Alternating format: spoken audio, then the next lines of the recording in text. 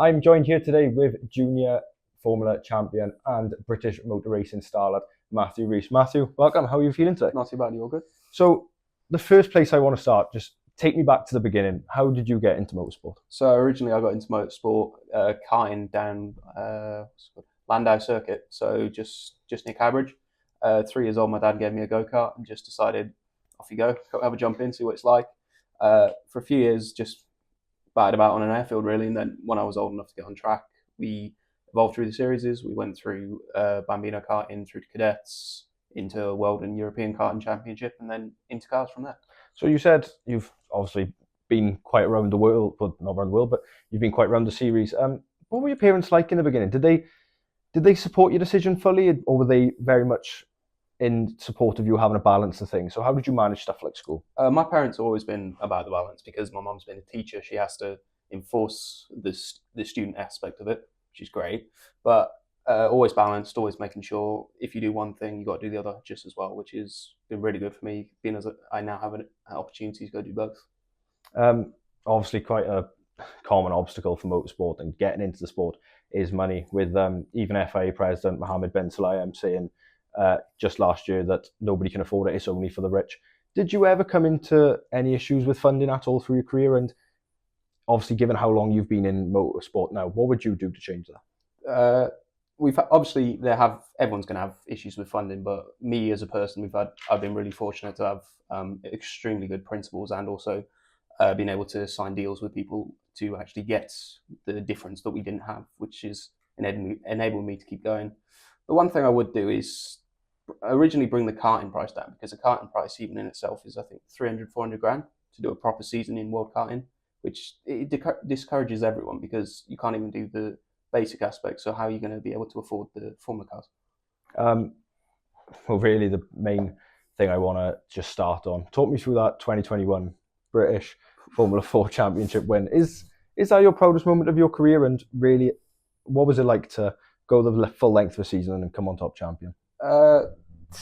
It's one of my prouder achievements. Not one of my most. I'd say the year I've just had has been really good for me. But 21 it was a hard year in the end because at the time I'd left karting in 2019 because my mum wasn't incredibly well. So left there and just took a year out just to test, which was hard for me because as a competitor, you want to race, you want to always be there, not just sit on the sidelines. Coming into it, we didn't. First test day, we were like 2 seconds off, long pace. But over the time, we managed to evolve, get quicker and quicker until first race we come in. I think we were pole by 2/10. I got lucky because we had a test day in the wet at the time, just the week before, so we were quick. Through the year, it was quite difficult to keep consistency. I mean, we had, I think, 4 wins. Some people had like 6, which was hard, but we were always like P2, P3, whereas for other people, I think one of my teammates had like P13 at the round, which was difficult, and that's why we ended up coming out on top because we were always there or thereabouts, whereas some people couldn't hold it and folded. How did you find keeping that consistency? Because obviously you've just said like you had a year out, and that's quite a common thing for people in motorsport. You know, you might take a year out just to potentially save up funding. How do you bounce back from those gaps and still maintain the same level of performance? Treat the off year like it's a race year. Keep yourself in mental shape, really, honestly. That's the hard bit because you're always thinking about what else is going on, what other people are doing, what you're doing. So keep your mental state the same, make yourself better, and just make sure you're ready to go as soon as you get back in the car. Most recently, you mentioned earlier, success away from Formula cars. Most recent success, a rookie championship win in the Porsche Carrera GB Cup. Yeah, that's probably one of the other proud achievements of mine because I've spent my life in single seater everything. You know, cars obviously can only fit one seat, and also single seaters.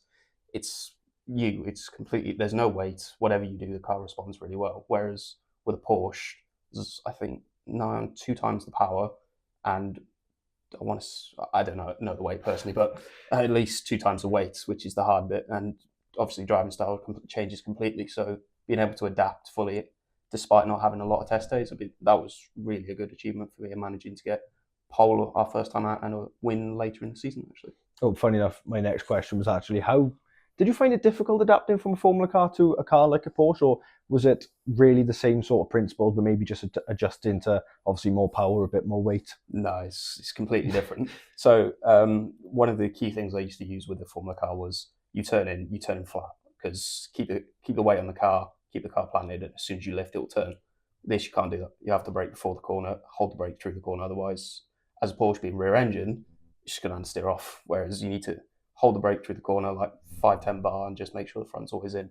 That's quite hard to get used to because in my mind, you still think of it as a single seater, which is if I push the brake now, the car is going to spin every time. But you do it once, you'll never forget how to do it, which is the great thing. But it's so hard to actually do it in the first place. Have you always been sort of this really two different sides to racing? This really the on-track stuff and the off-track stuff with more of the technicalities and the more of the mechanical side. Have you ever sort of had an interest in that sort of mechanical side? To be this is going to sound like bigging myself up a bit, but to be good at what you do kind of have to know what you're doing, because to have a conversation with an engineer, you have to know what's going on with your car, how it responds to the inputs you do, and to be honest, if they change this, what difference will it make? So obviously, like roll bars, wing angles. I think we used to change camber a little bit in the last year. It was in F3. It's just getting to know what the difference is and make sure you're able to explain and tell them what they can do to make your car quicker. Moving away really from yourself on track, but motorsport in Wales is far from common. And how does that feel as an athlete representing your country in a sport where potentially there's not many other Welsh people in there? Does that sort of give you more motivation, a bit more pride? It gives me a lot more pride because you look at England, there's so many people here, there and everywhere. You go to one town, there's like 2 drivers everywhere, but you come to Cardiff, I think there's one in literally half the country. So it gives me a lot of pride to be able to represent my nation, whereas other people don't get that opportunity. Something that a lot of people don't really appreciate about motorsport and potentially look sort of down on is the actual physicality side of motorsport. Some people go as far as say motorsport isn't even a sport. How physically demanding is a race weekend or a race day on you physically? The level I am, it's for a Porsche, it's pretty simple. It's got power steering. There's a lot of weight moving, so it's not a physicality thing. Whereas Formula was a lot more difficult because I think max going through some corners, you put 3.5 Gs through your neck, which is incredibly hard to get used to in sometimes. And also the wheel in itself, I think you can put like 40-50 kilos through the wheel, which is pretty hard to turn at times. But it's just getting used to those things. Once you get up to a certain level with fitness, it's fairly simple just to keep going with it.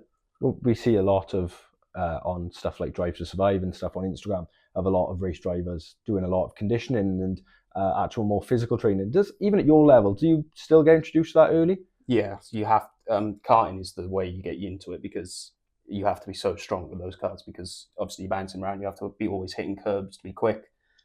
You keep hitting the seat enough times, it hurts, and you have to get used to that.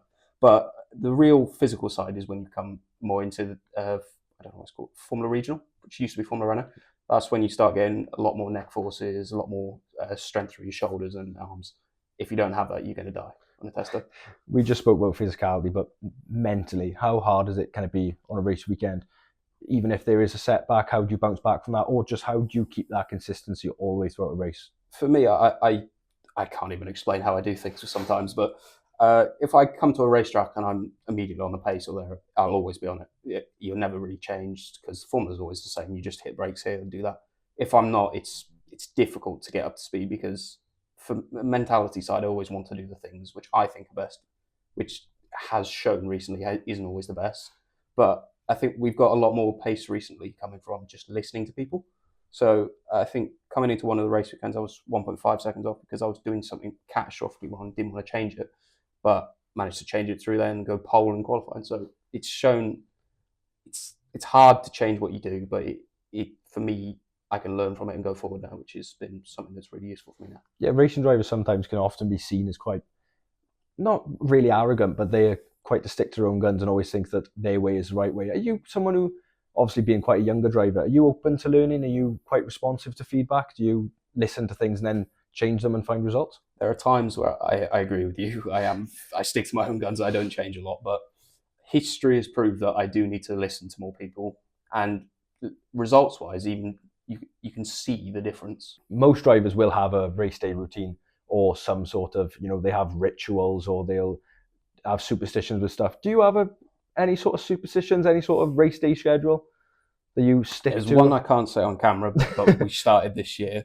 No, normally what I'll end up doing is with Porsche, we used to have a really nice hospitality tent. You go in, grab coffee or two, come out, talk with your engineer about little things, what you can improve. Obviously, get changed, get into all your stuff, get in the car, memorize it a little bit, talk to your mechanic, and go. Really, it's not a huge amount of things. Just get yourself in the zone, and get ready. Really. And away from racing, how do you relax? You see, we have footballers always they love golf. You will have some people tend to do other sports. Are you like that, or are you very much you just like to sit back and relax? A little bit of both. Enjoy a bit of golf. I mean, you can't not really. It's quite therapeutic at times, but yeah, I just enjoy sitting back, just relaxing sometimes, and then going upstairs and sitting on my sim for like 5 hours. It's a bit difficult because that's also a way I relax, just calming down and racing people online. Just one final one. What's your goals in the future? If you could have one dream drive, what would that be for you? Well, I mean, if I'm sitting here from a dreamer's perspective, F1. I mean, why would you not say that? Realistically, a really nice factory drive with Porsche in the World Endurance Series or Le Mans, or an IndyCar seat. IndyCar is probably the best way it could go because those cars are so physical, but the competition is so good. So you can always go and prove yourself over there. Well, that's perfect. Thank you for everything. It's honestly been amazing to hear such great insight from such a young driver, and hopefully speak to you again in the future. Thank you.